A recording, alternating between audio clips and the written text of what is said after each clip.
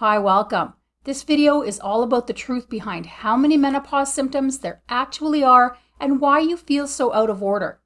Whether you're in perimenopause or postmenopause, if you have more symptoms and discomforts than you think can even possibly be normal, and you feel like you're broken or malfunctioning, this video is for you.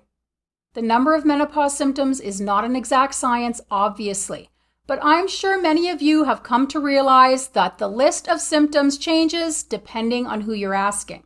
If you ask many doctors, that list consists of hot flashes, night sweats, and missing periods. Searching online will bring up lists from 32 to 60 symptoms and anything and everything in between. And I believe the most recent number given by one of the very well-known and well-educated menopause doctors online is over 70. So what exactly is the truth? I've been researching menopause for years, and I've spoken to thousands of women during that time. And based on all of the symptoms documented, all of the personal stories shared with me by thousands of perimenopausal and postmenopausal women, the information and research available by the menopause doctor that I highly respect, and my personal experiences, I believe that the number of symptoms possible when hormones shift in midlife is in and around 100. It sounds preposterous, but I assure you it's true. We don't suffer with all 100 symptoms, obviously, but a handful of those symptoms cycling in and out and changing constantly is more than enough to make you feel very out of sorts and concerned. I have a video quickly listing all 100 symptoms that I will link in the description. And I have hundreds of other videos addressing most of them if you want to learn more about the symptoms.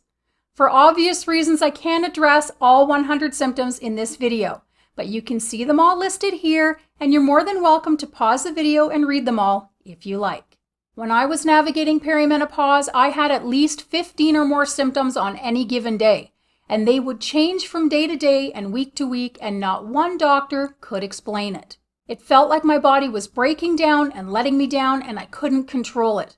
I was terrified, frustrated, and feeling pretty helpless. To be honest, I still have concerns here and there, even though I'm doing much better for the most part, because symptoms still spring up every once in a while, and my body still continues to fight me on certain issues, even now in postmenopause. Women share similar stories with me daily, afraid that they're very ill or dying and unable to get answers. And it makes sense why so many women in midlife are anxious and afraid. How can anyone have 10, 20, 30 symptoms and nothing is wrong? That doesn't make sense. And it's not anxiety like most doctors suggest, because usually the bulk of the anxiety hits after the symptoms start. They caused increased anxiety, and for good reason. I'm fairly certain if a young woman or a man was hit with dozens of odd and random symptoms out of the blue, they would be running to the doctors afraid and demanding all of the tests and the answers so they can fix the problem. And I'm also fairly certain they would be taken seriously. It's very sad that most of us aren't. I see you and I know what you're going through. Let's talk about why there is such a staggering number of symptoms when hormones shift in midlife. It may help. At the core of all these drastic changes is loss of estrogen and progesterone. There are estrogen receptors all over the body, and loss of estrogen has profound effects from head to toe. Two of the most extreme and noticeable effects are increases in inflammation and decreases in collagen. Collagen is the figurative glue that holds us together and affects every joint, tendon, ligament, muscle, bone, the skin, hair, nails, teeth, gums, and more. We all lose collagen as we age, but dwindling estrogen increases that loss.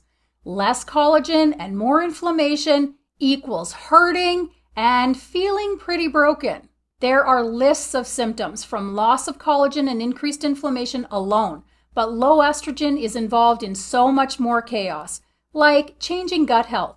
The gut is the body's second brain, and poor gut health can worsen anxiety, depression, skin issues, allergies, nutritional deficiencies, weight gain or loss, brain fog, fatigue, and more. Poor gut health, poor you, and that's the truth.